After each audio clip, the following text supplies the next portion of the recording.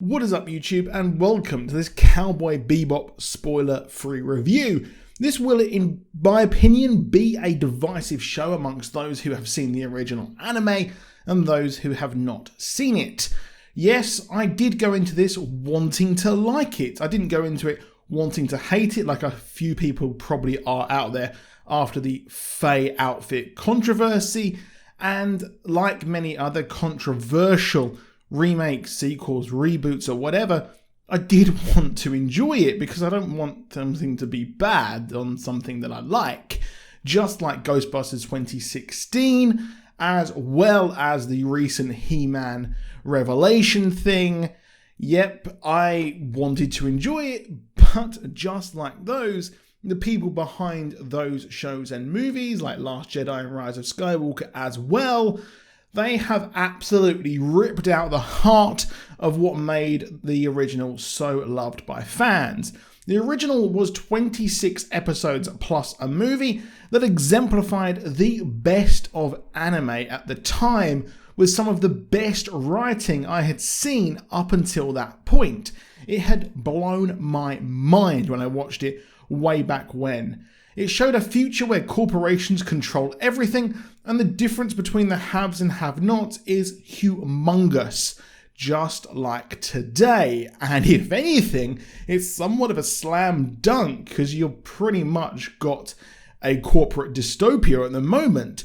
It explored the life of the Bebop crew, who have all lost something, and wonder just what is the point of carrying on just to exist in this world, as well as Spike running away from something and always wanting to find something else when he had the family of the Bebop all along. Now we have a season-long mystery about the main characters, and Spike's ex as a recurring villain appears named Vicious. However, the show flips things on its head and goes full Western serial drama by focusing on the life of Vicious in every episode and missing the point of the original. Gone is the shoegazing introspective, as characters say and do things here in the Netflix show simply to progress a plot, and the colourful bounties and world is merely a sideline to a greatly expanded plot that, in my opinion and in the end, changed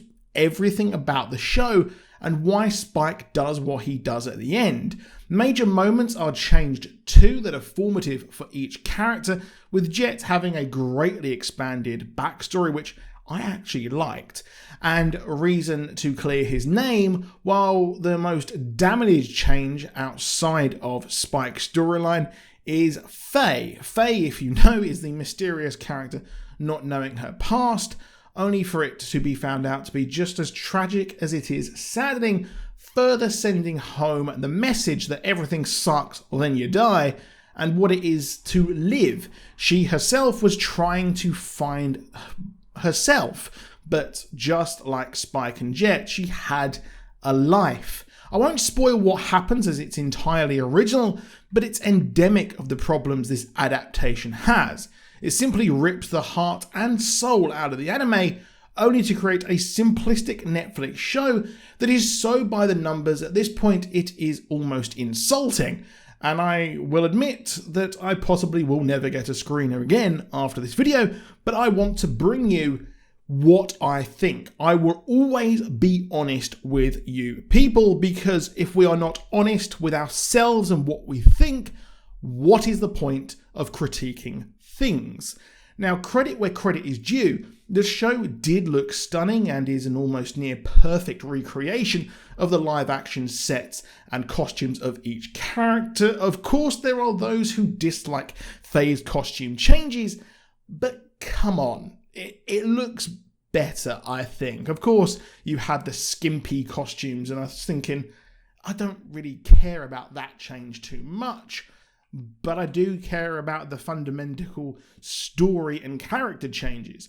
The actors do convey their characters to the best of their ability in the way that the script is written, but Spike, for me, is just a bit too enthusiastic. He doesn't have the slow drawl of the defeated man out here on the edge of the universe trying to make a life for himself, which may come in season 2 based on the finale, and do stick around to the end as there is a cool little moment there.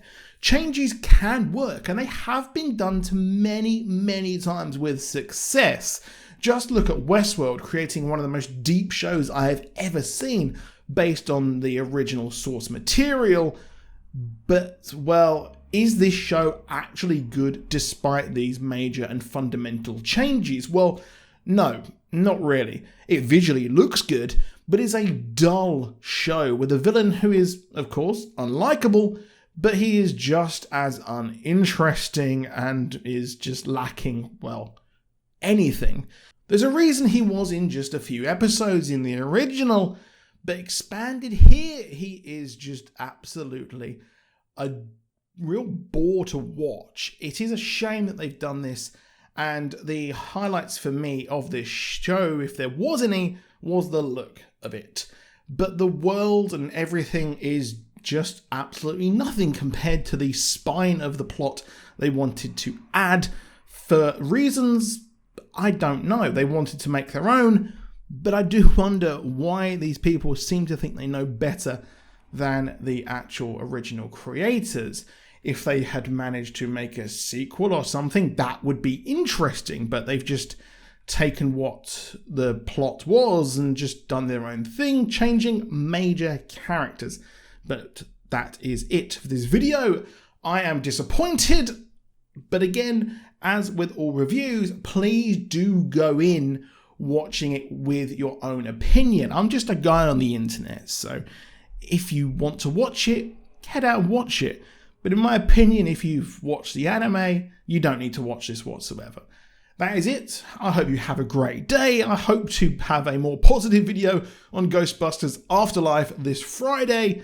And again, I will be bringing you more videos almost every day, I think. But anyway, have a good day and goodbye.